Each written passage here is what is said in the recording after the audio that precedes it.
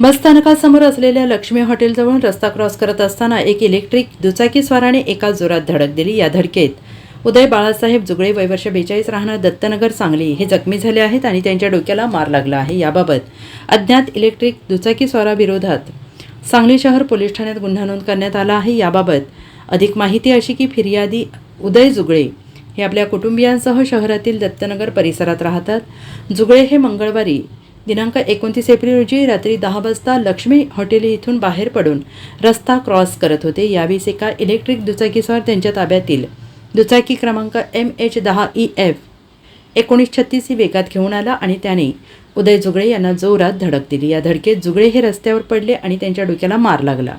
जखमी जुगळे यांनी उपचारानंतर सांगली शहर पोलीस ठाण्यात फिर्याद दिली। त्यांच्या फिर्यादीवरून पोलिसांनी अज्ञात चालकावर गुन्हा दाखल केला आहे। त्याचा तपास सांगली शहर पोलीस करत आहेत।